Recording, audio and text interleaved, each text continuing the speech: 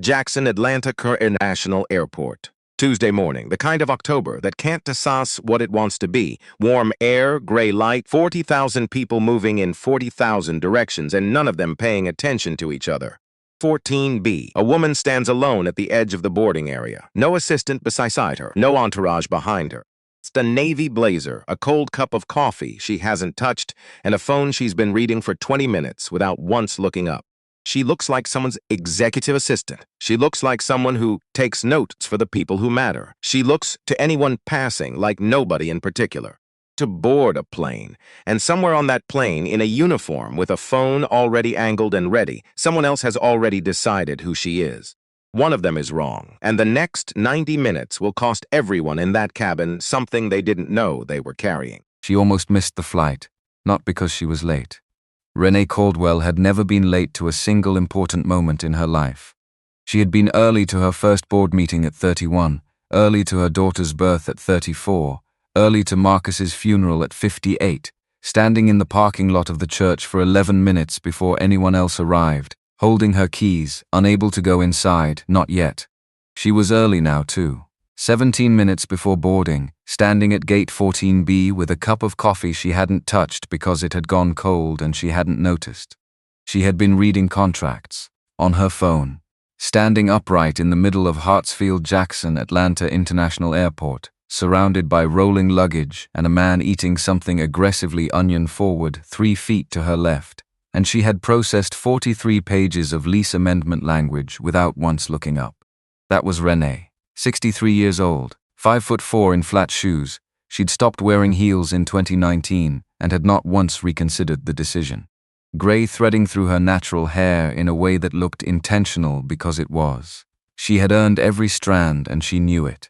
A navy blazer over a white shirt, both pressed. No necklace, no earrings. Just the Patek Philippe on her left wrist, silver, simple, the kind of watch that registers only with people who already know what they're looking for. She did not dress to be noticed, she dressed to work. The boarding announcement came, and she capped her pen, a real one, ballpoint, the kind Marcus used to pick up off her desk and roll between his fingers while she was on calls, and she had bought the same brand every year since he died because she knew exactly where to find them in a store and change. In the last 4 years, had required more energy than she had to spare. She dropped the pen into her bag alongside the cold coffee, and the lease amendments, and the black leather card holder she had placed in her inside jacket pocket that morning, without thinking about it. The same way she did every morning, the way you carry things that have always been there. She got in line, she was the 4th person to board. The jet bridge smelled like recycled air and industrial cleaner. She walked it at her regular pace, unhurried, upright, the walk of a woman who has already decided where she is going, and is simply in the process of getting there. The aircraft door came into view. A flight attendant stood beside it, scanning passes, smiling at the first 3 passengers with the automatic warmth of someone good at their job. Renee stepped forward. The smile didn't disappear, it shifted. Something small and fast behind the eyes, a recalibration, a reassessment, the kind that happens before a person is conscious of doing it. There and gone in under a second. Renee had been catching that shift her whole life. The flight attendant's name tag read Brenda. Brenda Stokes, 44 years old, blonde hair pulled back with professional precision, the posture of someone who had spent years telling people where they belonged and had come to find that comfortable. Ma'am. Her voice was pleasant in the way of a locked door, smooth surface, no entry. First-class boarding has concluded. Renee looked at her, just looked, the kind of look that takes in everything without giving anything back. Coach is toward the rear. I have a first-class ticket, Renee said. The way you'd say the door is blue or Tuesday follows Monday. Not a challenge, an observation. She held out her boarding pass. Brenda took it. Held it the way you'd hold a document you already suspect is wrong, slightly away from the body, eyes narrowed, turned 45 degrees like the angle might surface something the front hadn't shown. Then she handed it back with an authority that had nothing to do with verification. I'll need to confirm this at the gate. The gate was 31 feet behind them. Renee did not look back at the gate. She looked at Brenda for one more second, steady, complete, the look of a woman calculating not whether she was right but how long she was willing to let this take. Then she walked past Brenda down the aisle to seat 2A. She put her bag in the overhead bin. She sat down. She opened her tablet and she went back to the lease amendment. Row 2A and the cabin. Brenda stood at the front of the aisle for 3 full seconds.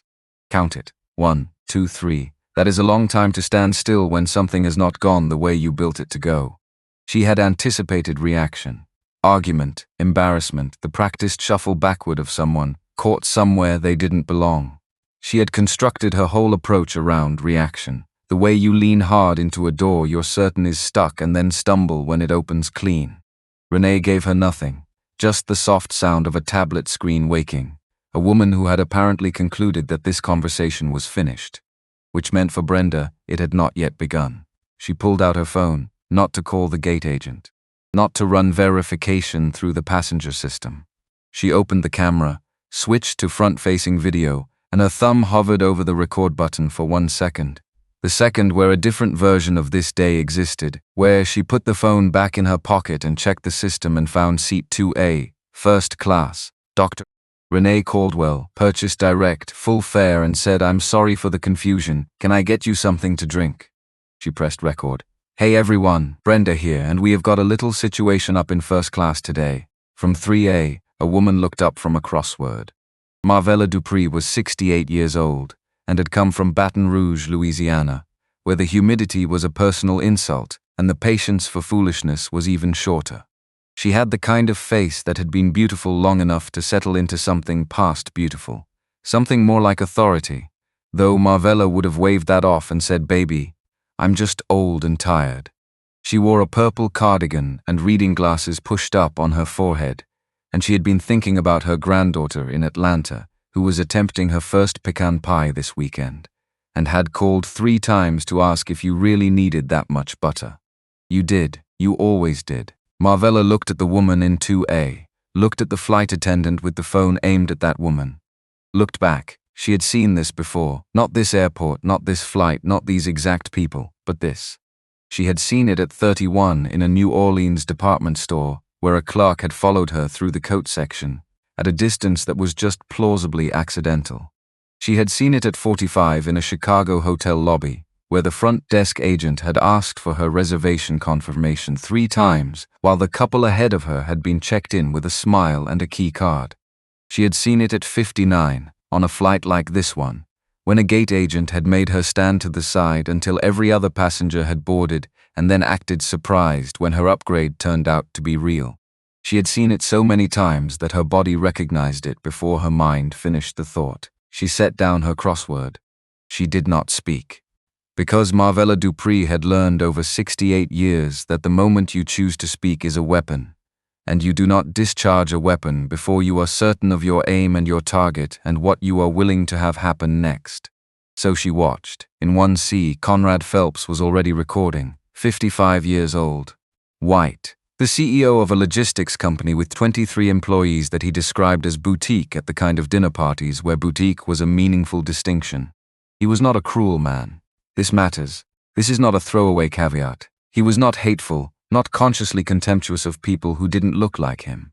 He was the kind of person whose brain filled in a story with the nearest available pieces, assembled it quickly, and moved on before asking whether the pieces fit. He saw a flight attendant, a situation, a woman being asked to relocate. He started recording. "Entitlement doesn't care what color your boarding pass is," he typed. He posted it to X without rereading the sentence, because he thought it was perceptive, and he was in the habit of posting perceptive things. He was wrong about the sentence. He didn't know that yet. In 1D, Dolores Kaufman was 71 years old and had been flying first class since 1987, when her husband Gerald had established it as the correct way to begin a trip, and she had maintained the habit after he died because it was one of the few places that still felt like continuity. She had a vodka tonic she hadn't touched yet, and a mystery novel she'd already read twice. She looked over her reading glasses at the developing situation in 2A. "Finally," she murmured to the empty seat beside her. Someone handling things. She didn't stop to examine what precisely was being handled.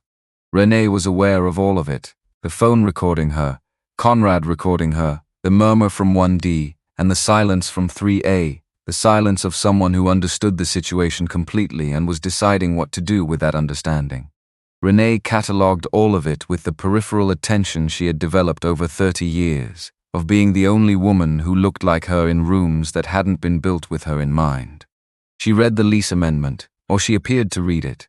What she was actually doing was something she had learned at 35 from Dr. Audrey Langston, a 70-year-old economist who had spent 4 decades as the only black woman in every room she entered, who had told Renee over bad conference coffee in a hotel hallway. The first person who loses their composure loses the argument.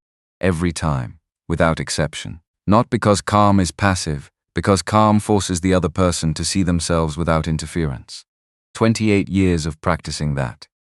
This moment was costing her more than she would show, because what Renee was not saying, not allowing to cross from her chest to her throat to the recycled air of this cabin, was this. She had signed a contract with this airline at 9:47 that morning. In a conference room 12 minutes from this airport, she had shaken hands with 3 members of the Apex Airways board. She had then come to the airport alone, as she always traveled, because she had been doing this since before Brenda Stokes was in uniform, and she had purchased this ticket herself through the airline's own website 3 days ago, and the only reason she was sitting here quietly while an employee filmed her face for strangers was because Dr. Audrey Langston had told her something true 28 years ago, and she had not forgotten it. She turned a page. Situation in first class. Brenda's voice had dropped into the professional register, lower, clipped, the tone that signals escalation without naming it. She was speaking into the crew comm. "I need Director Okafor up here." A pause, then footsteps.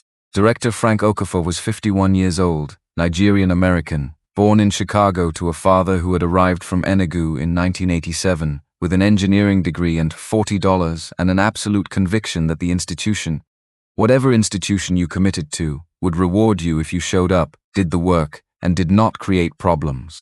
His father had been right often enough that Frank had built a career on the same premise. 14 years with Apex Airways.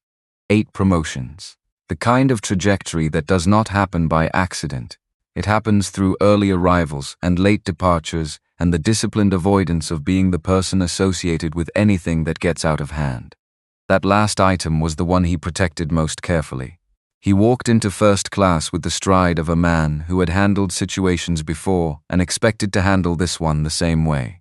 He looked at Brenda, in uniform, employee of the airline, standing in the correct position with the institutional weight of the carrier behind her. Then he looked at Renee, a woman he did not recognize, sitting in 2A with a posture that said she had been sitting in seats like this for years, reading something on a tablet, not visibly distressed. He did not know which of them had the correct version of events, but one of them was in uniform. Frank Okafor, son of a man who believed in institutions, made the choice his whole professional formation had pointed him toward. "Ma'am," smooth, careful, the tone of someone extending professional courtesy without yet conceding that it is owed. "I'm Director Okafor, Senior Flight Manager. There seems to be some confusion about seating. If you'd gather your belongings and step back to the gate with me, we can resolve this quickly." Renee looked up. The look she gave him was complete and unhurried.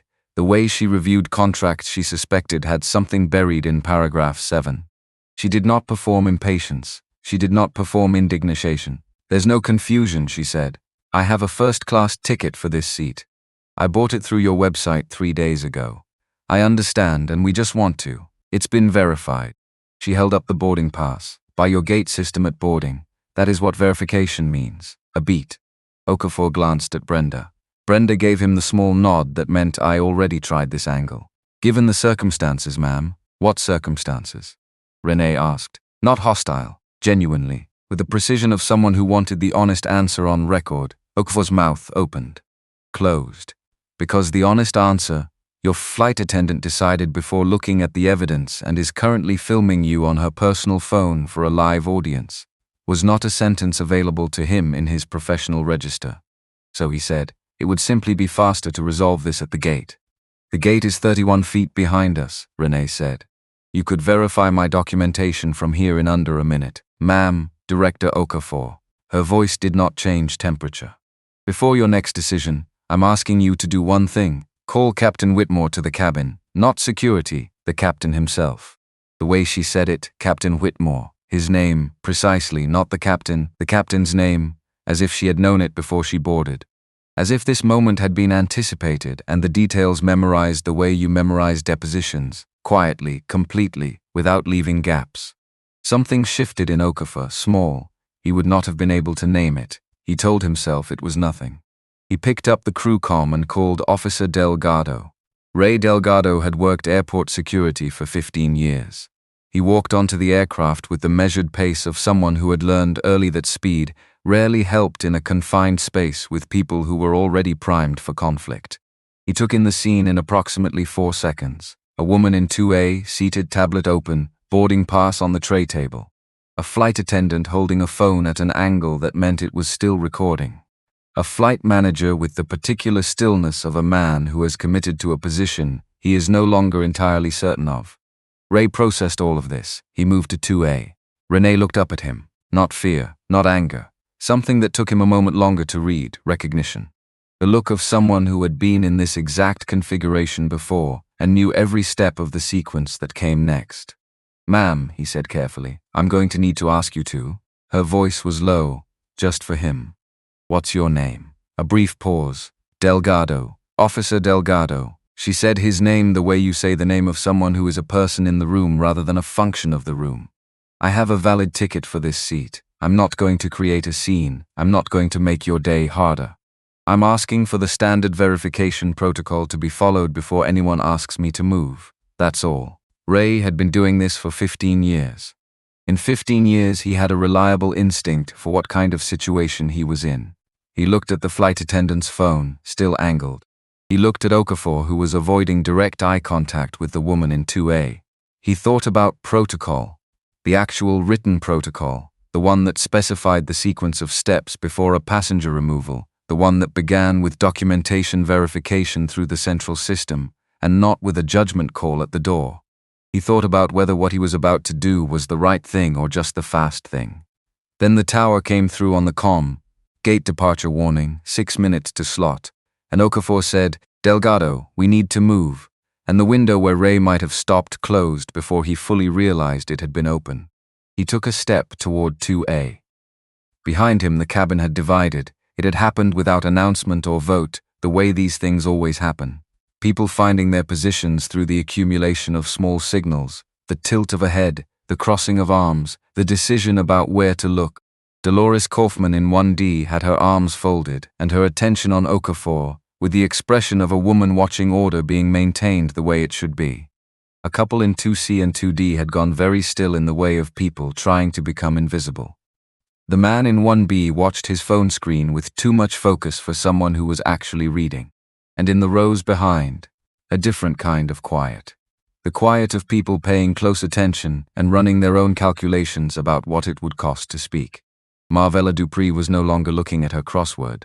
She was looking at the back of Renee's head, at the flight attendant's phone, at Okafor's posture, at Delgado's step forward. She had been still long enough. She had been still at 31 in the coat section, at 45 in the hotel lobby, at 59 in the boarding line. She had made the calculation every time. What does speaking cost? What does silence cost? Which cost can I bear? And too many times the calculation had come up the same wrong way, and she had swallowed it and moved on and carried it and set it down somewhere in her body where it had accumulated with everything else. She put both feet flat on the floor. She put her palms on the armrests. She stood up, slowly because the thoracic vertebrae did not cooperate the way they once had. But she stood fully upright, and she straightened her purple cardigan, and she looked at the front of the cabin. "I have been flying since 1987, she said. Not loud. She did not need loud. She had 68 years of being heard in her voice, and she used them. "I have seen this happen to women who looked like her, and like me, more times than I can count. That woman has a valid first-class ticket. I saw it with my own eyes when she boarded." Brenda turned. "Ma'am, this situation doesn't. I am not speaking to you." Marvella's voice did not rise. It settled, like a weight placed on a table. "I am speaking for the record." A silence that had edges. Okafor looked at Marvella, at Renee, at the boarding pass on the tray table that had not moved since Renee set it down. "Ma'am," he said to Renee, and something in his voice was fractionally different now, a degree of certainty that had quietly vacated. "Given the flight schedule, I need to ask you to." Director Okafor. Renee's voice was unchanged. One phone call. That is all I am asking for. After that, if you still want me off this aircraft, I will walk off myself. She reached into her inside jacket pocket, slowly, both hands visible, so that there was no ambiguity about the movement. She took out the black leather card holder, removed a single card, placed it face down on the tray table beside the boarding pass. And then she looked at Frank Okafor with the patience of a woman who has already decided what happens next and is simply waiting for him to arrive at the same conclusion. He stared at the face-down card. In 14 years of flight management, he had seen passengers deploy objects as tactical theater, credit cards held up like shields, loyalty cards waved like credentials. He had a calibrated sense for performance versus substance. He stared at this card. The instinct said something different than theater. The instinct said, wait. But the tower was issuing a final slot warning. Brenda was watching him. The cabin was watching him. And Frank Okafor, who had spent 14 years building the career of a man who did not get associated with problems, made the calculation that had always worked before. Officer Delgado, he said, please assist the passenger. Captain Whitmore at the door. The card had been face down on the tray table since Renee placed it there. Nobody had touched it. It sat beside the boarding pass with the presence of a fact that hasn't been stated yet, known by the person who placed it there, unknown to everyone else in the room, occupying the space between those two states with a patience that matched its owners. 2 rows back, Conrad Phelps had his phone out. He had posted roughly 15 minutes ago. He was checking the engagement, 63 views, then 80, then 107, and reading comments, most agreeing, a few skeptical, and one from an account with an aviation logo in its profile picture that said, hold on. Is anyone else looking at her boarding pass in the frame? Pause at the 47-second mark. Conrad frowned. He opened his own footage. Scrubbed to 47 seconds there, at the edge of the frame on the tray table, partially visible, a boarding pass. He pinched his fingers apart on the screen, zoomed. The text was blurry at that magnification, but the structure was there, the layout, the cabin designation in the upper left corner that he had flown enough to recognize. He kept zooming, the numbers at the bottom edge. He couldn't quite make out the full price, but the first digit was. He kept looking. Something had lodged in the center of his chest, small, sharp-edged, the beginning of a question he had not thought to ask before he typed the caption and pressed post. Outside, on the jet bridge, footsteps. Captain Ellis Whitmore was 58 years old and had been flying commercial aircraft for 31 years. He had walked onto aircraft in the middle of electrical storms. Aircraft with warning lights that turned out to mean nothing, and warning lights that turned out to mean everything. Aircraft where the crew needed someone to step through a door and simply be the steadiest person in the room. He was good at being that person. He stepped through the aircraft door and took in the first-class cabin in 3 seconds flat. Ray Delgado in the aisle, the posture of a man executing an instruction he is not fully comfortable with. Frank Okafor near the front, jaw set, committed to a position. Brenda Stokes near the galley entrance, phone angled downward but not fully pocketed, which Whitmore clocked without looking directly at it. And the woman in 2A. He registered her the way you register something your brain has stored in a different drawer than ordinary information. Not immediately, not with a label already attached, but with the jolt of something retrieved from a drawer you hadn't opened in a while. He knew that posture, that stillness. He had seen it once before from the front row of an auditorium in Chicago. September 2021. The Aviation Next conference at the Marriott on Michigan Avenue. He had arrived early and taken the seat nearest the exit out of 31 years of professional habit. The keynote speaker had walked to the podium and used 2 slides. 2, when everyone else at that conference had used 40 minimum, and had spoken for 47 minutes about the future of commercial leasing in a way that made the entire room feel like it had been thinking about the subject incorrectly until that moment. He had thought about that presentation for weeks afterward. Dr. Renee Caldwell, Carter Aviation Group. The name arrived a half-second after the face, sideways, with the small shock of recognition that comes before you've found the word for what you're recognizing. He stopped at the edge of first class. And here is what he understood in the time it took to cross the last 4 feet. If he intervened because he recognized her, he was committing a version of the same wrong from the opposite direction, assigning treatment based on identity rather than procedure. The lesson would land incorrectly. Nothing structural would change. He needed to do this right, by the book. The actual book, with the actual sequence of steps, the ones designed for exactly this situation and demonstrably not followed. Director Okafor, his voice, the register of 31 years. The room stopped. Okafor turned. Has this passenger's documentation been verified through the central system? A beat. We were in the process. Has it been run through the central system? A longer beat. Its own answer. No, sir. Whitmore nodded once, the nod of a man cataloging information rather than responding to it. Then we're at verification, not removal. Those are different steps. He said it with the patience of someone correcting a navigation error. Not unkind, simply precise. Has anyone run the verification? Silence.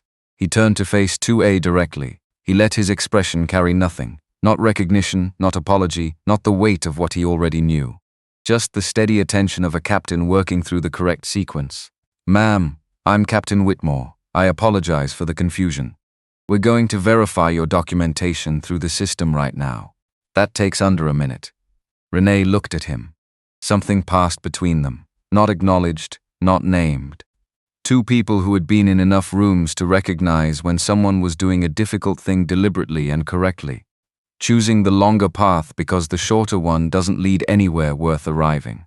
Thank you, Captain, she said. Brenda, he did not look at her yet. Please pause the stream. A silence with edges. I'm just documenting. This is a passenger service matter. It doesn't require crew documentation. Now he turned, measured. Please. Brenda lowered the phone. 312 viewers at that moment. Still watching the replay. Still reading comments. Still being joined by people who had seen it shared somewhere and clicked to catch up. The phone going down did not stop any of that. But Brenda believed that the recording was the story, and that when the recording stopped, the story stopped too. She was wrong about that. The central passenger system took 41 seconds, seat 2A, first class, Dr. Renee Caldwell, purchased direct through the Apex Airways website. 3 days prior, full fare, gold status member, continuously active. Whitmore looked at the screen. He looked at Okafor. He did not speak.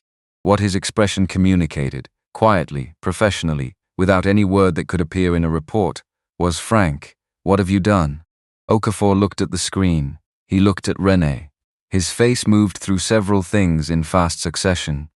Comprehension, then the cold sensation of having been wrong in a way witnessed by an aircraft full of people, including the person he answered to, then something that was either genuine reckoning or the first calculation of damage control. From the outside, those two look identical in the first 30 seconds. He opened his mouth. Director Okafor, Whitmore said quietly. I'll take it from here. He crossed to 2A. Not standing over her, beside her, at her level, the way you position yourself when a conversation needs to land as something real rather than something managed. Dr. Caldwell, your documentation is completely in order. You are in your assigned seat. I apologize that this was not confirmed at the door as it should have been. Renee looked at him. The exhaustion in her eyes was not the exhaustion of this flight. It was older. It had the weight of something carried over distance and accumulated through repetition. The tired that comes not from a single morning, but from 40 years of mornings stacked one on another, each one asking her to absorb another version of the same thing. Thank you, Captain, she said. This is not how it should have gone, he said quietly. Between them. I know, she said. It rarely is. He held her gaze for one moment, then he straightened, turned, and became the captain again. Because there was still a cabin full of passengers, a departure slot the tower had now flagged twice, and a crew situation that required handling. What he did not do was tell the cabin he recognized her. Because this needed to be about what was right. Not about who she was. 2 rows back, Conrad Phelps was still zoomed in on his own footage. He could now read the cabin designation clearly. He could make out the seat number. He sat with that information for 4 seconds, then 4 more. Something in his chest that had no comfortable name was getting heavier.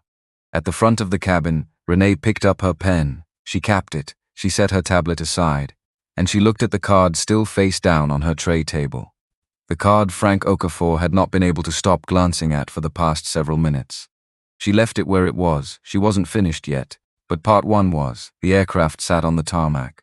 6 minutes past the original departure window. The tower had flagged them twice. And in seat 2A, A woman with a face-down card was waiting for the rest of the story to catch up to the part she already knew. What the camera caught, Conrad Phelps put his phone face down on his tray table, then picked it up again, then put it down. He had been doing this for 4 minutes, which is a long time to be in a loop about a rectangle of glass and aluminum. But the loop wasn't about the phone. It was about the frame he had paused at 47 seconds. The boarding pass, partially visible in the lower right corner of his own footage. The cabin designation he could now read clearly if he was honest with himself, which he was trying to be, and which was proving harder than he'd expected. First class. He had posted a caption that said, "Entitlement doesn't care what color your boarding pass is," and he had meant it as something perceptive, something that cut both ways, something that proved he was the kind of person who could see a situation clearly without flinching. And now he was sitting in 1C looking at evidence that the situation he thought he'd seen clearly was not the situation that had actually occurred. He picked up the phone again. The post had 104 interactions, 41 retweets. The comments were moving in 2 directions. One group agreeing, one group asking questions he now understood were the right questions, and one account with 14,000 followers and an aviation logo that had posted a thread a few minutes ago beginning with, "Okay, I need everyone to look at the boarding pass visible at 047 in this video. Then I need someone with database access to run the tail number on that aircraft." Conrad read the thread. Avgeek Reginald hadn't gotten the lease registry information yet.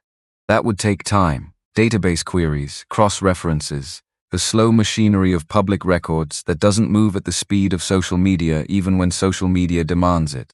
But the thread was gaining traction. People were zooming in on the boarding pass frame. People were asking questions. And Conrad's original post sat at the top of an accumulating pile of scrutiny that was beginning to point directly back at the man who started it. He felt sick in a way that was located and specific. Not the movie version of moral awakening, the quiet, practical nausea of someone who has done a small wrong in a public direction and now has to decide whether to make it smaller or let it grow. He opened the post. He looked at the delete button. He thought about the 104 people who had interacted with something false because he had put it there. He thought about the people who had nodded at it while scrolling, their assumption confirmed in passing, who had already moved on and would not see any correction he made.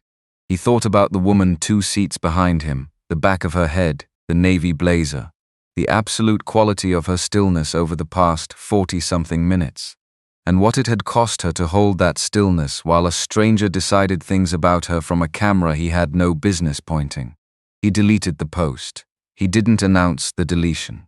He didn't post an explanation. He removed it, and then sat with the knowledge that removal changed almost nothing about what had already happened, which was its own lesson, and one he suspected he would be sitting with for considerably longer than this flight. He put the phone in his jacket pocket. He looked at the front of the cabin where Whitmore was still beside seat 2A, speaking in a register too low to carry across rows. He looked at Okafor, who had moved to the edge of the first-class section, not managing it anymore, just present at its margins, the posture of someone who has lost his footing and hasn't found another place to stand. Conrad looked at where the boarding pass had been. He opened his notes app. "You posted something wrong. You need to say so. A correction is not an explanation. You know the difference." He read it back, closed the app, looked out the window at the tarmac where Atlanta was doing its October thing, warm enough to be confusing, the kind of morning that couldn't commit to a season. What Marvella Dupree had sat back down after speaking. She had said what needed saying. She didn't require acknowledgement or the validation of anyone in the cabin confirming she had done the right thing. She had done it because it was right. The audience was not the point, but her hands were not entirely steady. She looked at her crossword and did not see the clues. She was thinking about 2003. A flight from New Orleans to Detroit. A gate agent who had asked her 3 times, not twice, 3 times, to confirm her upgrade was legitimate, each time rephrasing as if a different version of the question might produce a different answer. She had confirmed it 3 times in the same level voice, boarded, sat in her seat, looked out the window for 4 hours without speaking to anyone, collected her bag, rented her car, driven 40 minutes to her sister's house in Dearborn, and then sat in the parking garage for 38 minutes because she couldn't make herself go inside yet. She had not cried during any of the confirming. She had cried in the parking garage, alone, where it wouldn't be filed under anything. She thought about how many places like that there had been over 68 years. Not literally parking garages, but spaces like them. The private aftermath locations, the gaps between the thing that happened and the resumption of ordinary life, where you set down what you'd been carrying and let it be heavy for a minute before picking it back up. She looked at the back of Renee Caldwell's headrest. This woman had not been removed. Not yet. The captain was there. The system was being checked. And something in Marvella's chest, something she was being careful not to name too quickly, was beginning to feel like a version of relief she hadn't expected. The kind that comes when a situation that has always gone one way appears to be going a different direction. She was careful with that feeling. She had been wrong about it before, but she was watching. In 1D, Dolores Kaufman had uncrossed her arms. She wasn't aware of doing it. It had happened somewhere in the middle of Whitmore, running the verification, and finding exactly what the woman in 2A had said he would find, and the uncrossing was involuntary. The body's response to a position becoming harder to hold before the mind has fully caught up. She was looking at the vodka tonic that had been sitting untouched on her tray table for 25 minutes. The ice had melted. The drink was watery and warm. She didn't want it. She was thinking about what she had murmured to the empty seat beside her. Finally, someone handling things. She had said it without pausing to examine it. She had seen Brenda stop the woman at the door, and she had thought, instantly, without the gap where a thought becomes a conclusion. She had thought, of course. Someone trying to get somewhere she doesn't belong, and she had felt, briefly, the satisfaction of watching an institution maintain its order. The verification had taken 41 seconds. 41 seconds to surface correct information that would have taken 41 seconds at the door and ended everything that followed before it started. Dolores had been married to a lawyer for 43 years. Gerald had one principle he stated so often it had become part of the furniture of their marriage. Look at the evidence first. Then decide, in that order.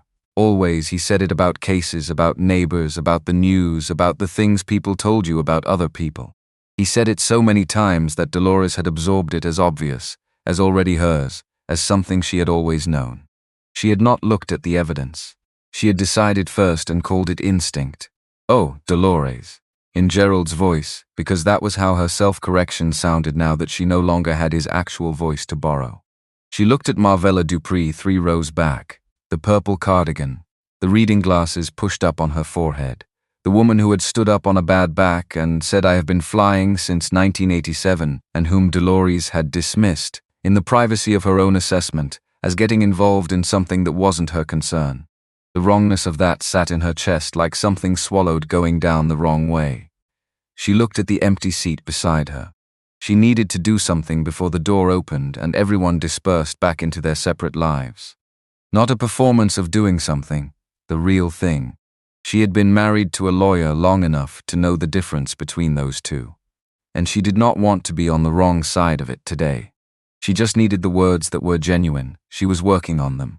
Lily Renee's phone lit up. She almost didn't look. She was in the middle of something, the most carefully maintained composure of her recent professional life, held together with the same precision she brought to contract negotiations and depositions. And the 3 a.m. moments in Marcus's study, when she gave herself exactly as long as she needed to be purely sad, and then got back up. She was in the middle of waiting for a situation to resolve itself at its own pace, and the phone was a disruption of that pace. She looked anyway. The preview showed a name, an emoji beside it, a flower lily, her granddaughter, 9 years old. Gap-toothed in the way of a child who has lost 2 front teeth in the same month and is both delighted and slightly lisping about it. Obsessed with planets and anything involving knowing how far away things are. Currently in a classroom somewhere in Atlanta, which meant she was supposed to be in math. The message said, "Grandma, are you okay? Someone showed me a video. Why are they being mean to you?" Renee read it. Once, twice. She closed her eyes, one full breath, in and out. The kind of breath that is doing structural work, holding something up from the inside while everything outside continues exactly as it was. She opened her eyes. The tablet was still in front of her. The lease amendment was still on the screen. The card was still face down on the tray table. The cabin was exactly as it had been.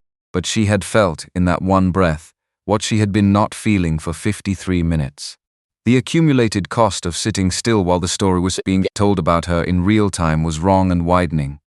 While she was choosing deliberately not to correct it through the fastest available means, because the fastest available means fixed it only for her, and not for anyone who came next. The weight was real. She let herself feel it for exactly one breath. Then she picked up her phone and typed back to Lily, "I'm fine. I'm still in my seat. Watch." She placed the phone face down beside the card. 3 rows back, Marvella Dupree had been watching the back of Renee's head. She had seen the phone light up. She had seen what followed. Not the composure itself, but the fraction beneath it. The single breath that was different from all the others. The body's acknowledgement of something the face hadn't shown. Marvella recognized it because she had worn it herself. She knew what it cost, and she knew what it took to put it back down. She looked at her crossword. She did not look back down at the clues for a full minute. Renee had typed "watch for Lily," not as performance, not to give a 9-year-old a show.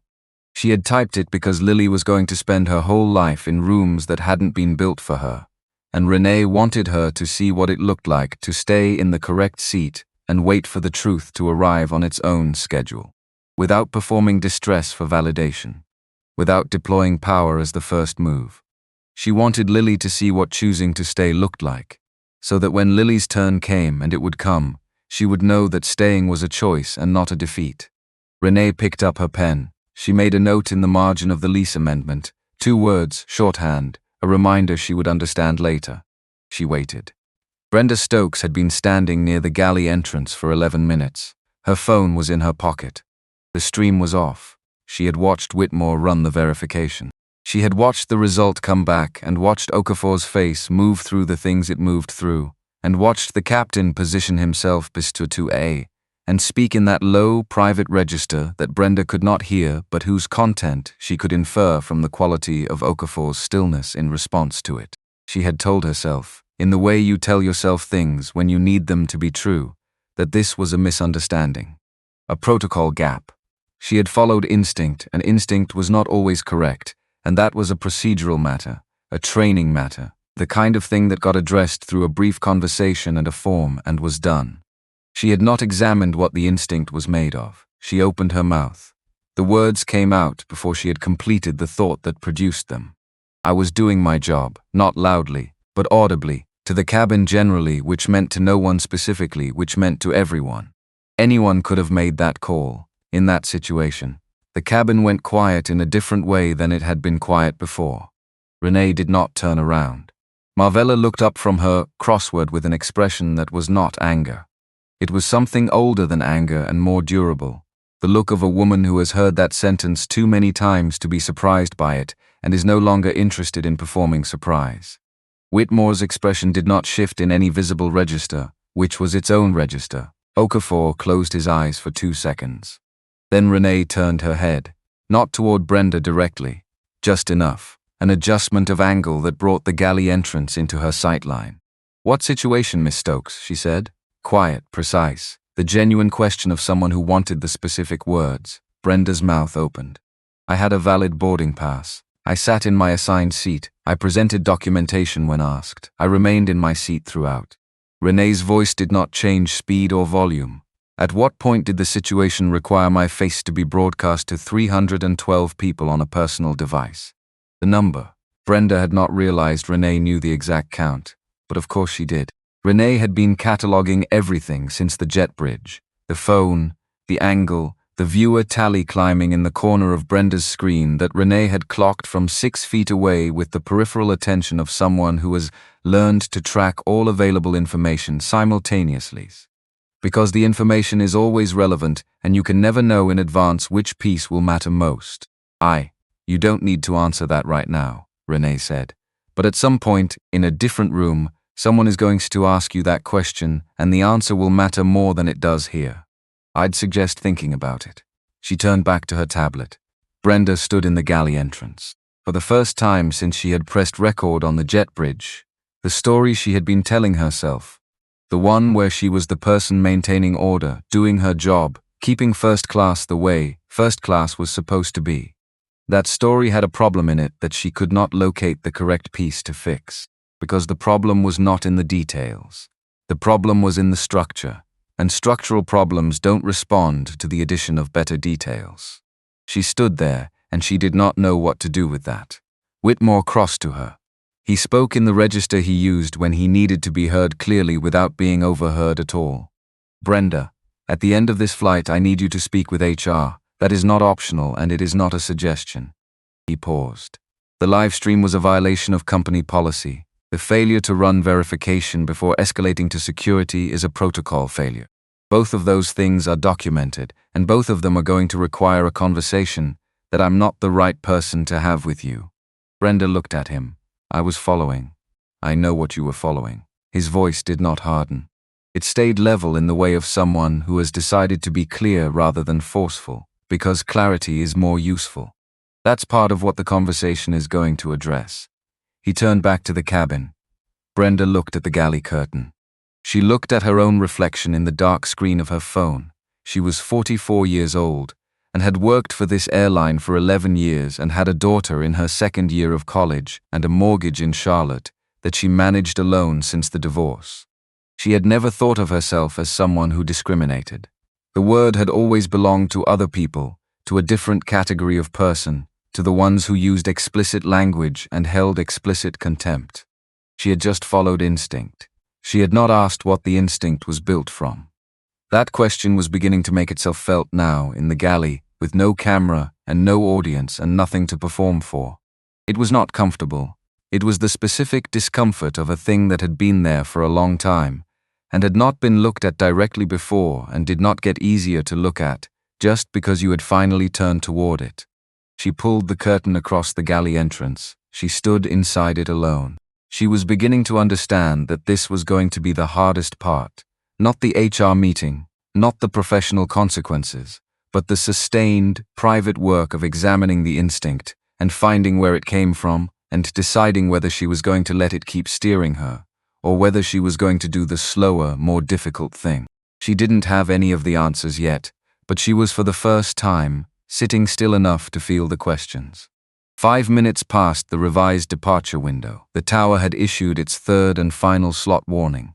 After this one, they were looking at a ground hold of indeterminate length, the kind that cascades through a day's schedule like a stone through water, touching every flight downstream. Whitmore knew this. Okafor knew this. The entire crew knew this. The aircraft was not moving. Whitmore came back from a brief cockpit consultation with the look of a man who has received information he expected and has already decided what to do with it. He stood at the front of the cabin. He looked at Frank Okafor. "Frank," he said, "quiet, just between them. How long have you been with this airline?" 14 years. In 14 years, have you ever run into a situation where following the correct protocol took longer but produced a better outcome than skipping it? Okafor looked at him. The question was gentle. It was also not gentle at all. "Yes," Okafor said. "Okay." Whitmore nodded once. "Then let's talk about what happens next." What happened next was that Whitmore crossed to 2A. He did not crouch. He stood beside the seat at an angle that made the conversation horizontal rather than vertical. Two people occupying the same level, which is a choice you make with your body when you want what you're about to say to land as a genuine thing and not a managed thing. "Dr. Caldwell, I've been in contact with Apex Operations. VP Ashton has been briefed on the situation. He'd like to speak with you directly if you're willing." Renee looked at him. "He called back within 2 minutes of you alerting him," she said. "Not a question." "He did, which means the alert you sent included my name." A pause, one beat, "It did." The corner of her mouth moved. One small degree. Not a smile exactly. The expression of a person recognizing the precise contours of a situation and finding in that recognition something that was not quite amusement, but was close to it. The look of someone who has been right about the shape of a thing for a long time and is watching the shape confirm itself. "Put him on speaker," she said. "I'd like the cabin to hear this." Whitmore looked at her for a moment. He was thinking about the passengers, about the recording devices, about the complexity of a conversation between a VP and a woman who was about to reveal something that would reframe everything that had happened in this cabin for the past hour. He was thinking about whether this was the right call. He decided it was. He pressed speaker. Gerald Ashton's voice came through. 60 years old, the particular timbre of a man who had spent 3 decades in boardrooms and knew how to project authority through a phone. Except right now the authority was working hard against something underneath it, which was the contained alarm of a man who had just been told something that changed the entire valence of a situation he was only now catching up to. Dr. Caldwell, Mr. Ashton, I've been briefed on the events aboard SK-247. I want to begin. I'd like to go first, she said. A pause. Of course, she spoke for 3 minutes and 40 seconds. She described the jet bridge, Brenda's initial stop, the tone of the exchange, the theatrical examination of the boarding pass, the live stream begun before any verification attempt, the security call, the escalation through management without documentation review, the repeated failures at each decision point to follow the protocol that existed precisely for situations like this one. She spoke at the same pace she had maintained for the past hour, unhurried, complete, without editorial. She did not say she treated me this way because of how I look, even though that was the accurate description, because she did not need to say it. The sequence of events said it. The sequence of events said it clearly enough that no one in the cabin who had witnessed it could hear her account and arrive at a different conclusion. When she finished, the aircraft was silent except for the auxiliary power unit and the distant sound of tarmac vehicles. Dr. Caldwell, Ashton said. His voice was careful in a new way. Not the careful of management speak, but the careful of a man who has just understood the full dimensions of what he's looking at and is choosing his next words with the awareness that they are going to be on record. There are 3 things I need, she said. Not for me, for the record. Name them. First, a public acknowledgement that this incident was discriminatory in nature. Not a communication breakdown, not a protocol gap. Discriminatory, that word specifically. A pause. Agreed. Second, an independent review of passenger complaint data for the past 3 years, segmented by documentation request incidents, sorted by passenger demographics and published, not kept internal. A longer pause. Agreed, she stopped. One breath. I want Apex Airways to establish a passenger advocacy office, independent of crew management structure, reporting directly to the board, staffed by people who have personally experienced discrimination in travel, not people who have studied it from outside. The longest pause. Dr. Caldwell, board-level structural changes require. I'm aware of what they require, Mr. Ashton. Her voice was the same temperature it had been since the beginning of this conversation and the beginning of this flight. I also hold 11.4% of the equity in Apex's parent company through Meridian Capital. We are the 3rd largest shareholder position. I know the threshold for board action, and I know which board members I'm speaking with at this afternoon's meeting in Atlanta. A pause of her own, precisely placed. I'm asking you to commit to the advocacy office. The structural mechanism is something our legal teams can work out by Thursday. A silence then, agreed all 3. Renee looked at the speakerphone. One more thing. Yes, the woman in seat 3A. She did not look back. She did not need to. Marvella Dupree. She stood up in this cabin when it would have been far easier not to. I'd like Apex Airways to acknowledge that in writing. Not a travel voucher. A letter on letterhead signed by you personally, explaining what she did and why it mattered. The pause this time was the shortest one. Done, Ashton said. The call ended. The cabin absorbed the silence that followed it. Marvella Dupree had been sitting in 3A with both hands around her armrests and her crossword folded in her lap, and the reading glasses she had not looked through in 20 minutes still pushed up on her forehead. She had heard her name come out of that speakerphone in Renee's voice. Said the same way Renee said everything, like names were worth the weight of their full pronunciation. She had heard the request. She had heard the word letter, signed by a vice president, saying that Marvella Dupree had stood up when it mattered. 68 years old. Not once in 68 years had an institution written to say she had done the right thing. Not once had a company, an airline, a hotel, a department store. Not once had the institution turned around and said, "We saw what you did. It mattered." Here is that in writing. She pressed her lips together, very firmly, because Marvella Dupree from Baton Rouge had not cried in a public space since 2003, and she was not going to break that particular record in the first-class cabin of a commercial aircraft at 9:47 on a Tuesday morning in October. She was not. She pressed her lips together harder. She looked at her crossword. She did not see any of the clues. 3 rows forward, Renee Caldwell had unbuckled her seatbelt. She stood. She did not look at Okafor, who was near the forward bulkhead with his phone out making a call she understood was to HR. Standing slightly apart from the situation he had created, processing the shape of what he had done in the way that takes longer than 40 minutes and cannot be completed before a flight lands. She did not look at Whitmore, who had returned to the cockpit to begin coordinating their delayed departure with the tower.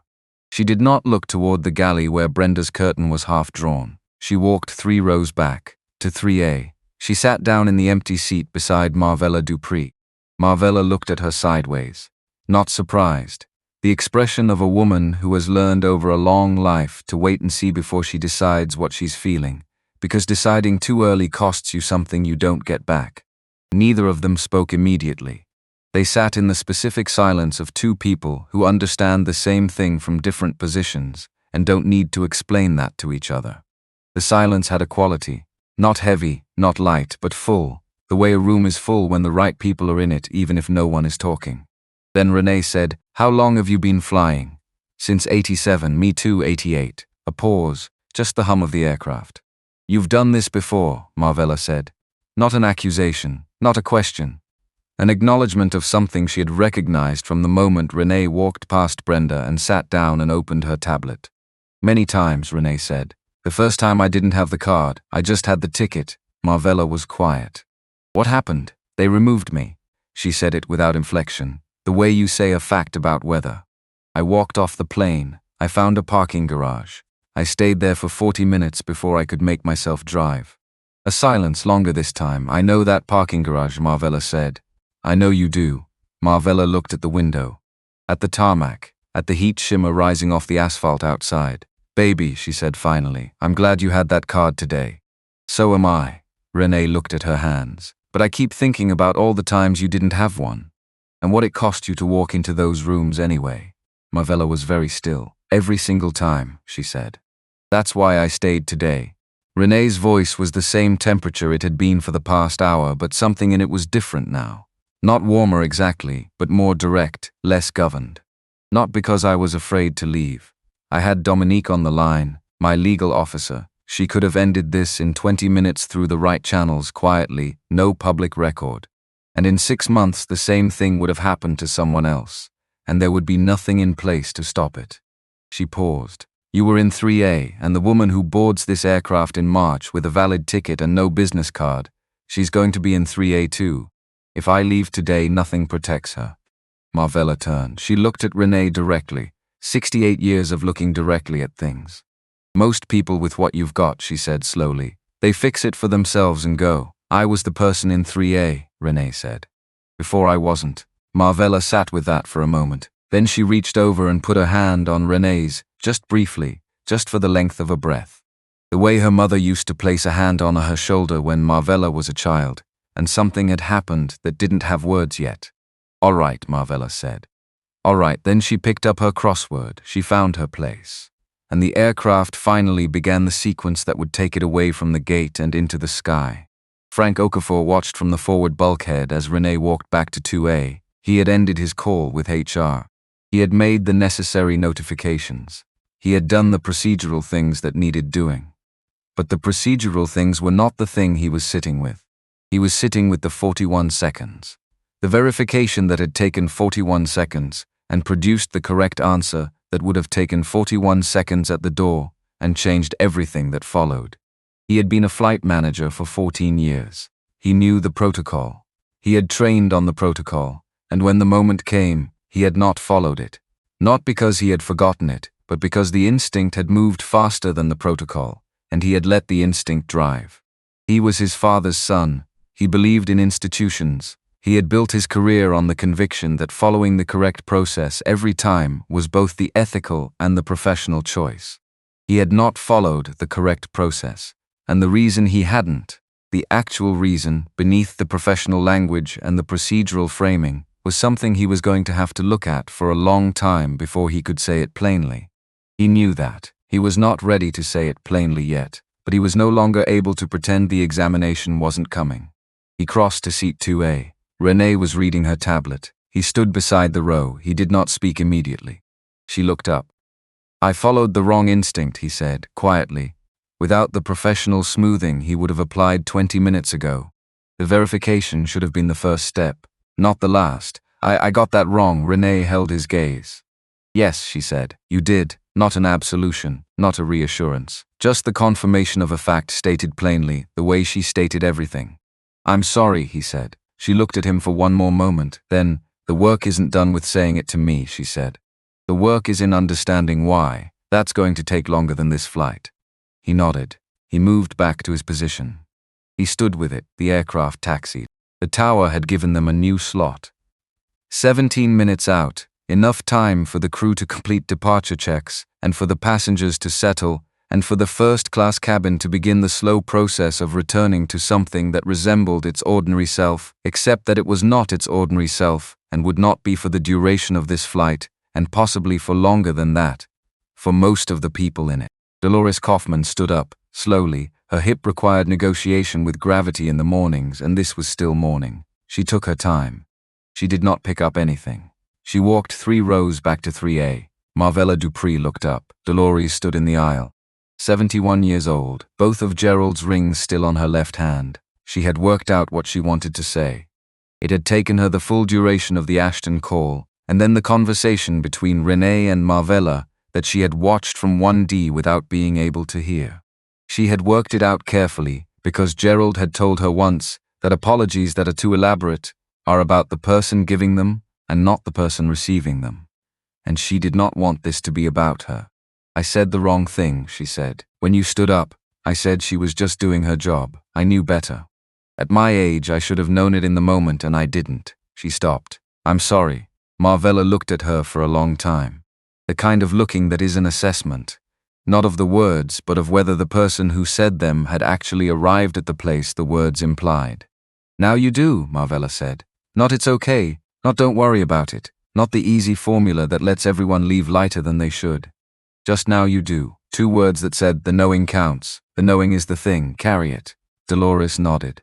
She walked back to 1D, she sat down, she looked at the seat beside her. Good, she thought, in Gerald's voice, because that was still how the right things sounded. Now you do. The aircraft reached the runway, the engines changed register. That specific shift from taxi to pre-takeoff that you feel in your sternum before you hear it. The acceleration, the nose lifting, Atlanta falling away beneath them, the city going small and then smaller and then the clouds. In 2A, Renee Caldwell put her tablet in the seat pocket. She looked out the window at the city below. She thought about the board meeting in 2 hours. She thought about the foundation documents she had asked her assistant to hold, until she had the right reason to send them. She thought about a woman she didn't know yet, in Memphis maybe, or in Denver, or in Houston, who would board a flight in the spring with a valid ticket and no card in her pocket and no capital to deploy and no 40-year career of being in the right rooms to back her up. She thought about what needed to be different by then. She picked up her pen. She opened a new document on her tablet. Not the lease amendment, a blank page.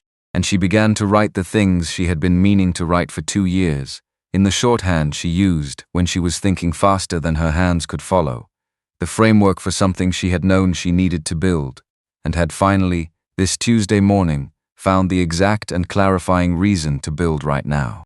The aircraft leveled off, Atlanta disappeared into the cloud, and the work continued. The card face up. She had placed it face down on the tray table when she sat in 2A, and it had stayed that way through everything that followed. The verification, the captain's arrival, the call to operations, her walk back to 3A, and the conversation with Marvella, and all the smaller moments between those larger ones. A small cream rectangle, present without explaining itself. A fact that hadn't been stated yet. Renee reached out and turned it over. No announcement, no waiting for attention. She placed her fingers on the edge and rotated it the way you turn a page. One motion, complete, and set it back down, facing up.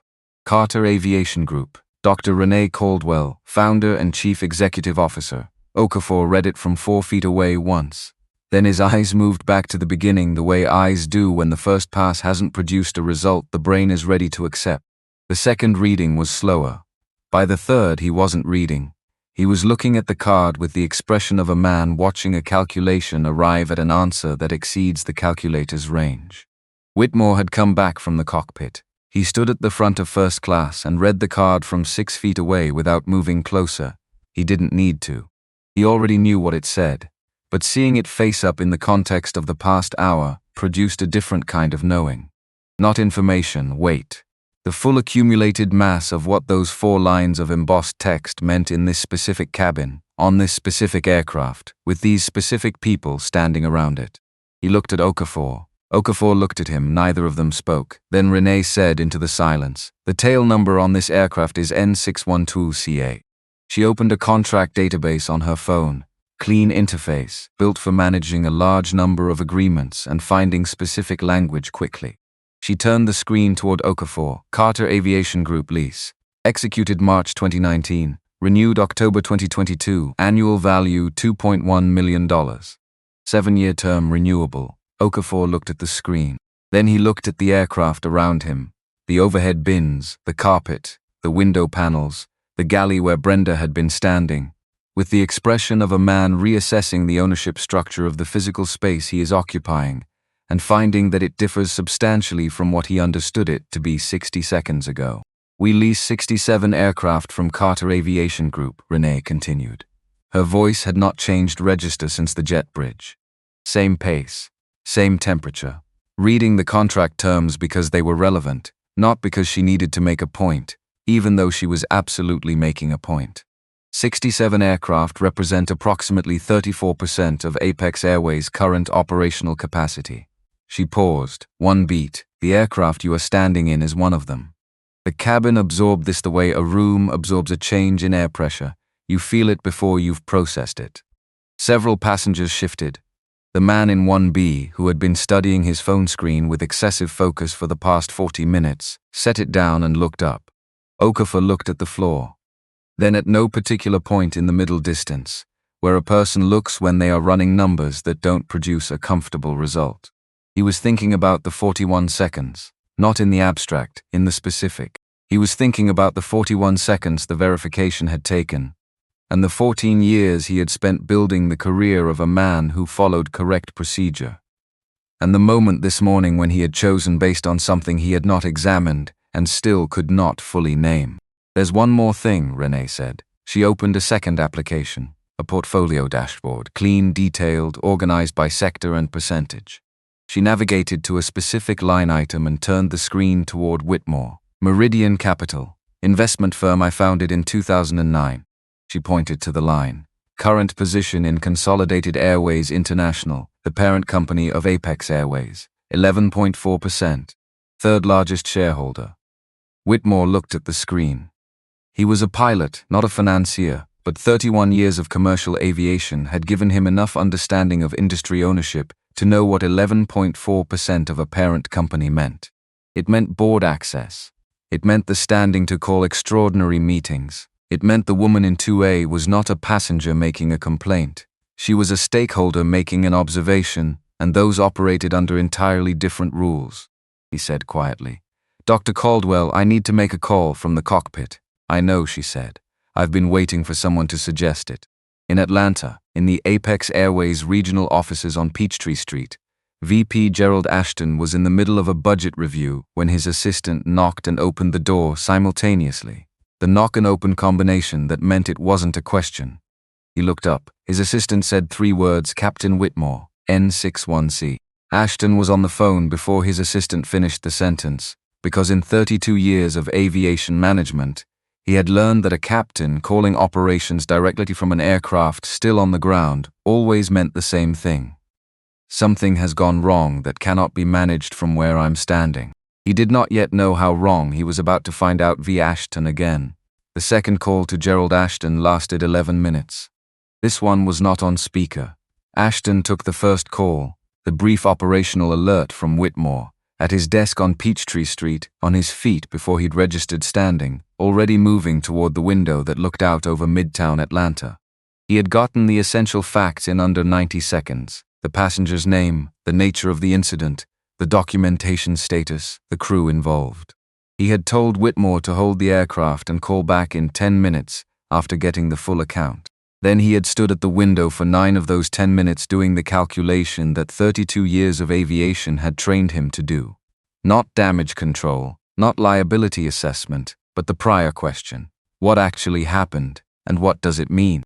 When Whitmore called back, Ashton was ready to listen.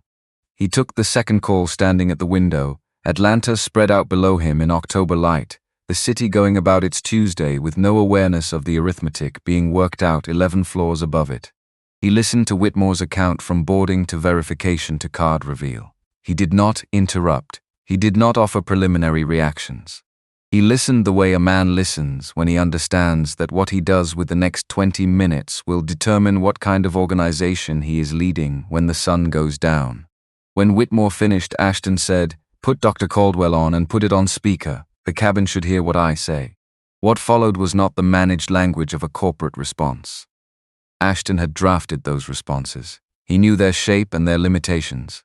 What he offered instead was the accounting of a man who had spent 32 years in an industry that claimed certain values and had just learned, in the span of a phone call, that those values had failed to travel from the mission statement to the jet bridge. He committed to the public acknowledgement, discriminatory, the specific word, not miscommunication, not protocol gap. He committed to the independent data review, 3 years, demographic segmentation, published. He committed to the Passenger Advocacy Office, independent of crew management, board-level reporting, staffed by people who had experienced what they were there to prevent. And he said he would write the letter to Marvella Dupree himself, not have it drafted and signed, written by hand on Apex Airways letterhead by Gerald Ashton. When the call ended, Whitmore came back from the cockpit. He crossed to 2A. He did not crouch or position himself with any ceremony. He stood beside the seat at her level. Attendant has committed to all 4 items. His legal team will contact yours by Thursday morning. Renee nodded. I'll have Dominique reach out to confirm the timeline and the language on the Advocacy Office charter. Whitmore paused for a moment, not uncertainty. More the pause of someone deciding whether an additional thing belongs in this conversation. For what it's worth, he said. I should have acted the moment I walked through that door. Not waited for the process to confirm what should have been obvious from the start. Renee looked at him. You did it the right way, she said. That matters. It took too long. Yes. She didn't soften it, but you did it by the book. Which means when it becomes a model, and it will, the model is correct. That also matters. He nodded. He went back to the business of getting the aircraft ready to depart. Renee looked at the card, still face up on the tray table. She picked it up, held it for one moment, this small cream rectangle that had been the last piece of a sequence she had built carefully over the course of an hour, placed where it needed to be placed, turned over when it needed to be turned. She put it back in the card holder. The card holder went back into her inside jacket pocket. She was done with it. What came next didn't require cards. Conrad Phelps had been sitting in 1C for the past 20 minutes in the specific stillness of a man who has decided to do something and is working up to the doing of it. He had deleted the post. That was done. He had written in his notes app that a correction was different from an explanation and that he needed to make one. That was written. He had watched Renee turn the card over. He had watched Okafor's face during the lease and shareholder information. He had watched Whitmore go to the cockpit and come back. He had watched all of it with the full attention of a person who is watching, because watching is the only available substitute for having watched more carefully an hour ago. Now he stood up. His legs were steadier than he expected. He did not look at Whitmore. He did not look at Okafor. He turned in the aisle so that he was facing 2A, which meant he was visible to most of the first-class cabin, which was not comfortable but was necessary because the thing he had done had been public, and the undoing of it needed to be public in the same proportion. Dr. Caldwell, Renee turned. She gave him the same complete, unhurried look she gave everything, the look that took in all available information and returned nothing premature. I posted a video, Conrad said, about an hour ago. I captioned it incorrectly. I made an assumption about what was happening before I looked at what was actually happening, and I posted that assumption as if it were an observation.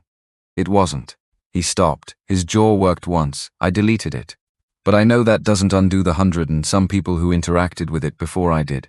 And I know that Avgeek Reginald's thread is still out there with my post quoted in it.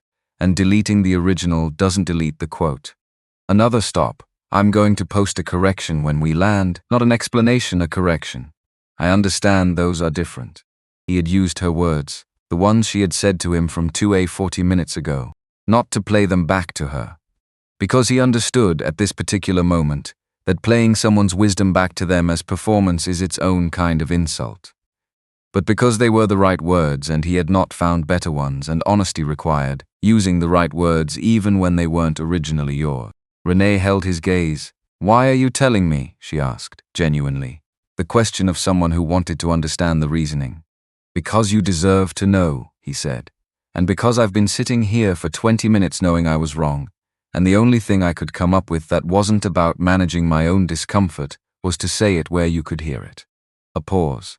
"The correction needs to be specific," she said. "Not I may have misread the situation. What you misread. Why the original caption was wrong. What the correct information is. Specific, I know, and the AvGeek thread. I'll reach out to Reginald directly. Ask him to update the thread with the correction. He may not." "I know," Conrad held her gaze, "but I'm going to ask." Renee looked at him for one more moment. The assessment she gave everything. Thorough, without rush, without the social pressure to resolve sooner than the situation warranted. "Then do the work," she said, and turned back to her tablet. Conrad sat down. He was not lighter for having done it. He had expected to feel lighter and he did not, which was its own information. The thing you have done does not get smaller when you acknowledge it. You do not get credit against the ledger simply by noting the entry. The work, the actual work, was what came after this conversation, in every subsequent moment where his brain moved to fill in a story before looking at the evidence, and he had to catch it and stop it and look first. He opened X. He did not draft in his notes app this time. He typed directly, because drafting had been part of how he'd let himself move slowly toward an easy version of the right thing, and he did not want an easy version. "An hour ago I posted a video from this flight with a caption that was wrong. I saw a situation and decided what it was before I looked at the evidence. The woman in that video had a valid first-class ticket and was in her correct seat. I was wrong and I posted the wrong thing publicly, which means I'm correcting it publicly. This is not an explanation, it's a correction. Those are different things." He read it back once, posted it, closed the app. He did not check how it performed. That was not the point, and he knew it, and he sat with knowing it, which was harder than he expected, and also exactly as hard as it should have been. The galley curtain was half drawn. Renee had been watching it from 2A. Not staring, just aware of it the way you are aware of a door that is neither open nor closed. After Conrad sat down and the cabin settled into the specific quiet of aftermath, not peaceful exactly, but spent, the quiet of a room where something large has passed through, she unbuckled her seatbelt. She stood. She walked to the galley entrance. She stopped at the curtain edge. Brenda looked up. She had been sitting on the jump seat with her hands in her lap, and the particular quality of stillness that is not composure but its absence, the stillness of someone who has run out of motion and is now just present with what the stillness contains. She braced. Visibly, the small tightening of the shoulders that precedes impact. Renee looked at her without the brace. "I'm not here to end your career," she said.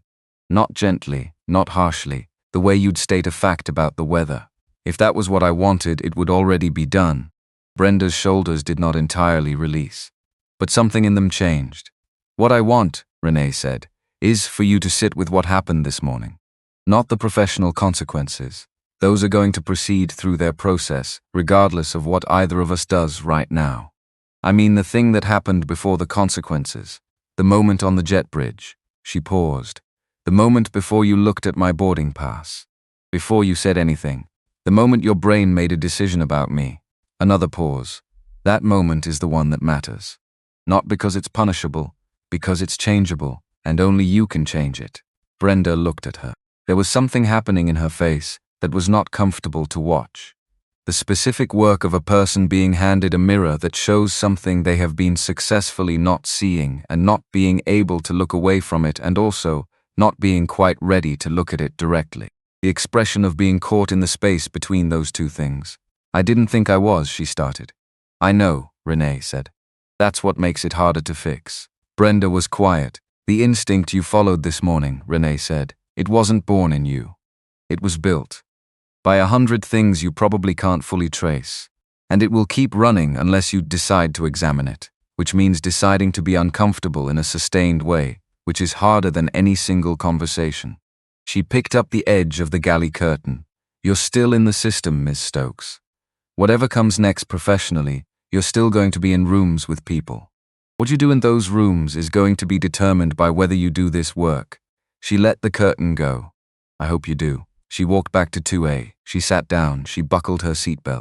Brenda sat alone in the galley, with the curtain at the half-drawn position, and the jump seat and the sound of the aircraft preparing for departure, and the thing Renee had said, which was not an attack and not an absolution, and was therefore the hardest kind of thing to receive. The kind that simply places the responsibility where it belongs and walks away. She thought about the moment on the jet bridge. She tried to find it clearly, to locate it before the words, before the instinct had become action. She tried to find the exact point where the decision had been made and examine what it was made of. She was going to be doing this for a long time. She understood that now. She did not understand everything that came next. The HR process, the professional question, the specific shape of what her work life looked like in a month or 6 months or a year. All of that was genuinely unclear. But the thing Renee had named, the examination, the sustained discomfort, the decision to do the harder thing rather than the faster one, that part she understood. In her chest, in the way that things are understood before they are articulated, she was going to have to do it. Not for Renee, not for her career, for the person she had been on the jet bridge, and the person she did not want to still be the next time she stood at an aircraft door. She sat with that. She did not try to resolve it into something easier. That was its own kind of beginning. What comes next? The aircraft lifted off at 11:43, 17 minutes behind the revised window. The tower had held their slot with the institutional tolerance of an air traffic control system that had seen every variety of ground delay and developed a calibrated sense for which ones were worth waiting for. Atlanta fell away beneath them. The city in October from altitude looks different than other seasons. The trees not fully turned yet, green still carrying alongside the first suggestions of color, the interstate grid visible through the haze, familiar and geometric, a pattern that only becomes clear when you get high enough above it to stop being inside it. Renee looked at it until the clouds came. Then she looked at her tablet. The new document was still open. 3 pages of shorthand, bullet points, arrows, brackets around language that needed legal review, asterisks beside things that required board decisions and things that didn't. She read through what she had, made 3 corrections, added a section she hadn't had before, intake process for complainants without legal resources. What the pathway looked like for the woman who had no Dominique in her phone, no capital to deploy, no career of being in the right rooms. How you built that pathway correctly rather than leaving it to chance and connections, and the variable generosity of the institutions being complained about. She wrote for 20 minutes, then she put the tablet in the seat pocket and closed her eyes, not sleeping. The rest of a person who has been operating at full capacity for several hours and needs to give the internal machinery a moment to catch up to what it has processed. She thought about Marcus. Not the grief of him. She had given herself those 20 minutes last night and would give herself those 20 minutes tomorrow, but not here, not now. She thought about a specific night 17 years ago, when Carter Aviation Group was 4 employees, and a lease on 2 regional aircraft and a single contract that was the company's entire revenue. She had come home very late, the kind of late that crosses from night into the next morning's early hours, and Marcus had been awake in the study, reading, and he had set his book down and said, "How's the company?" And she had said, "It's going to work, not I think, not I hope." The statement to the only person she didn't perform for of what she actually knew. He had said, "I know," and gone back to his book. She had been right. And the company had grown into something that now leased 67 aircraft to the airline she was flying on, and held 11.4% of its parent company and had, this Tuesday morning, provided the infrastructure for a situation to be resolved that couldn't have been resolved without it. She was grateful for what the power had made possible today. She was also clear-eyed about what it had not changed. The verification had still taken 41 minutes instead of 41 seconds. Marvella Dupree had still needed to stand up on a bad back in a crowded aircraft to say something that should not have required saying. The woman who would board this aircraft in the spring, with a valid ticket and nothing else, no card, no capital, no leverage, would face the same door, the same moment of assessment, the same story being filled in before the evidence was examined. Unless something was built to change it. She opened her eyes. She took the tablet back out. She kept writing. In 3A, Marvella Dupree had fallen asleep. It had happened without announcement. One moment the crossword, the next her head resting against the window with the ease of someone who has been carrying something for a long time and has in the last 90 minutes set a portion of it down. She slept the way she hadn't slept on a commercial flight in years. In 1D, Dolores Kaufman was writing in the small cream paper notebook she kept in her purse. Gerald had brought it back from Florence years ago, and she had been filling it intermittently ever since, mostly with things she needed to remember, occasionally with things she needed to say to herself. She was writing the latter now, not about the flight exactly, about the things the flight had surfaced, the time she had decided before she looked. The coat section at 31, the hotel lobby at 45. She was naming them because Gerald had told her once that you couldn't fix what you wouldn't name. She was naming. In 1C, Conrad Phelps had his eyes closed and was not sleeping. He was thinking about his company. 23 people who worked for him, who took his reading of situations as reliable, because he was the person with the most context and the most experience. He was thinking about how many times he had been certain in the same way he had been certain this morning. Quickly, ahead of the evidence, with the confidence of a man who has been right often enough that the distance between instinct and fact had become invisible to him. He was not going to become a different person on one flight. He knew that. Transformation was not the thing. The thing was the repeated small decision to pause at the gap between instinct and evidence and look before moving. Done consistently enough, that pause changes what you do, and what you do is what you are. He opened his eyes. He looked at the back of seat 2A. He owed her a correction, posted publicly, with the specificity that corrections required. He knew what he was going to write. He had been drafting it in his head for the past 30 minutes, and it was ready. He would post it when they landed. In the forward galley, Brenda Stokes was doing her job, preparing the cart, checking inventory. The work her hands knew without being directed, while her mind was in the enrollment form for the implicit bias certification program the HR representative had mentioned, which she had pulled up during taxi and looked at for 3 minutes before closing the browser. She would open it again. She knew this about herself now. The question was whether she would fill it out because someone required it, or because she had decided to, and the distance between those two things was the distance between compliance and the harder thing that compliance was sometimes mistaken for.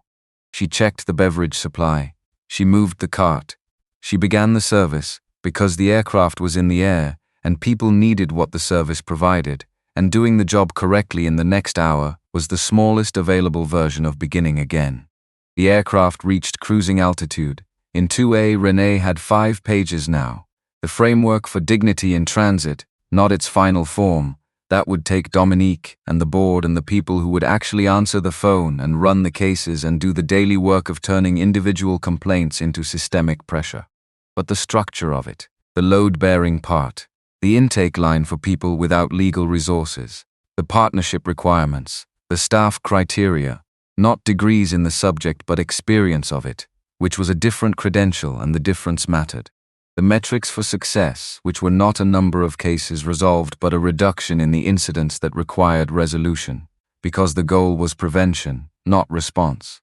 She wrote the intake line first, then everything else in order. When the descent announcement came, she saved the document and sent it to Dominique with a subject line that said, "Read before Thursday. This is why." Dominique read it in 5 minutes, called back in 7. "Where did this come from?" "Flight SK147, Renee said. "What happened on SK247? "I'll tell you at the meeting." A pause. "Clear your afternoon." She ended the call. Put the phone in her jacket pocket. Looked out the window at Atlanta coming back into view. The familiar grid, the interstates catching the afternoon light, the city she had left at 28, with a briefcase and a plan, and a clarity about what she was going to build that had not diminished in 35 years, only expanded in directions she hadn't anticipated. The wheels touched down at 12:51, 11 minutes early. The tailwind over Georgia had been favorable, and Whitmore had found a direct routing the original flight plan hadn't used. The seatbelt sign went off. People stood and gathered their things in the standard choreography of arrival, bags from overhead bins. Phones checked for messages accumulated at altitude. Marvella woke when the wheels touched. She straightened, pushed her reading glasses up on her forehead. picked up the crossword that had been in her lap since before Atlanta. She looked at the clue she had been stuck on when the flight began and had not returned to since. 7 letters. Persistence under pressure, she wrote it in. She picked up her purse, stood slowly with the deliberate negotiation with gravity that her back required. Smoothed her purple cardigan, looked toward the front. Renee was already standing, bag from the overhead bin, tablet and pen. The card holder back in her inside jacket pocket, standing in the aisle in the same posture she had held since the jet bridge. Upright, unhurried, completely present. She looked back at Marvella. Marvella looked at her. No words, no gesture. 2 women on the same aircraft, on the same side of an outcome that had not been guaranteed when the flight began, acknowledging each other across 3 rows. Then the door opened, and they walked off. 6 months later, the office of the Dignity in Transit Foundation occupied the 4th floor of a building on Auburn Avenue. Not the Carter Aviation Group headquarters across town, not the Meridian Capitol Suite with its floor-to-ceiling views. A smaller space, brick walls, 1 window onto the street below, Marcus's old writing desk that she had finally taken out of storage in January and put somewhere it would be used. On the wall behind the desk, 1 photograph. Marvella Dupree laughing, taken at the foundation launch, purple cardigan, reading glasses on her forehead. Laughing at something off camera with the full involvement of someone who has forgotten, for 1 moment, to take up only the space she's been assigned. Renee had put it there on the first day. The foundation had handled 312 cases in its first 4 months. Most of them didn't make headlines. A man in his 70s turned away from a hotel with a valid reservation. A woman asked 4 times for ID at a car rental counter, while the people ahead of her were waved through. A professor removed from a flight she had upgraded weeks in advance. Each one logged, each one followed, each one representing a person who had for once somewhere to call. Marvella was on the advisory board. She reviewed cases from the Gulf Coast region and wrote follow-up letters in careful longhand. Not form letters, specific ones, the kind that could only come from someone who understood from the inside what the boarding line felt like and what it meant to have no one stand up and what it meant, years later, to find out that standing up had mattered. She was good at it. Ashton's letter had arrived in December, handwritten on Apex Airways letterhead. It said that Marvella Dupree had demonstrated, on the morning of October 14th, the kind of civic courage that institutional systems depend on and rarely acknowledge. The willingness to say the correct thing in a public space when staying silent would have been easier and safer, and no one would have blamed you for it. It said this had been witnessed and recorded, and that it mattered beyond that specific morning. Marvella had read it twice. Put it in the kitchen table drawer where she kept things that were important. Made a pot of coffee, did not call Renee, because the letter was its own complete thing, and did not need a phone call added to it. Conrad had posted his correction from the airport. It reached fewer people than the original, as corrections do. He had reached out to AvGeek Reginald directly, who updated the thread. Conrad now attended a monthly forum on bias in professional settings, not because anyone required it, because he had decided the work Renee named was real work, and real work doesn't complete itself through a deleted post. He was the only person in the room who looked like him. He was learning to stay in the room anyway. Frank Okafor had requested a transfer to Apex Airways Diversity and Inclusion Training Division. He now developed and delivered training on passenger service protocol, specifically on the sequence of steps between initial concern and escalatory action, and what the data showed about where in that sequence assumptions most commonly became outcomes. He used specific examples. He did not flinch from the one he knew best. Brenda Stokes had enrolled in the certification program in December, after several weeks of not enrolling. She was still in the class, still working through the inventory of moments she had not previously examined. She didn't know yet what came next professionally.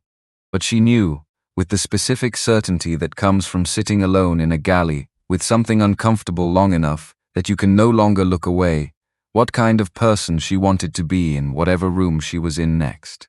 On a Tuesday morning in April, Renee's phone buzzed. Lily. A voice note. Grandma. So we had to talk about someone brave in school, and I talked about you, and my teacher asked why, and I said because you didn't leave.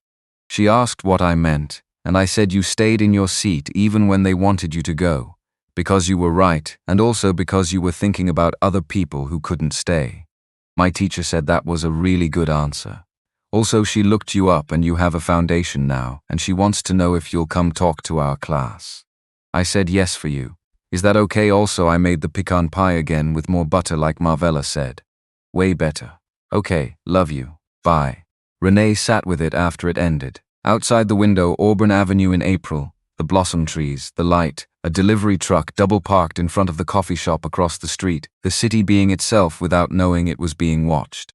She opened a message to Marvella. You were right about the butter. Lily says she'll tell you herself at the April 22nd meeting. Sent it, picked up the pen, went back to work. The quarterly report was on the desk, 312 cases. 11 policy changes across 7 carriers. 1 major airline adopting the Foundation's intake protocol as a template for their own system. Real numbers, not enough, more than had existed 6 months ago. There were also the cases not in the report. The ones where the person had walked off the aircraft and hadn't known there was somewhere to call. The ones who had arrived at their destinations carrying something that had no destination. The ones who were simply too tired. The specific exhaustion of having absorbed too many versions of this thing to spend energy on one more. Those cases were not in the report. They were the reason for everything in the building. The framework, the intake line, the staff who answered the phone at hours when corporate offices were dark, the letters on letterhead, the metrics, the slow machinery of systemic pressure applied consistently over time. Not because one woman with a business card could change everything on a Tuesday morning. Because she had stayed. Because staying had created a record. Because the record had created accountability. Because accountability, applied persistently and at the right points of pressure, had moved something that did not want to move. That was not everything. It was not supposed to be everything. It was the portion of the work that this particular morning, on this particular aircraft, in this particular seat, had made possible to do. She turned the page, she kept working.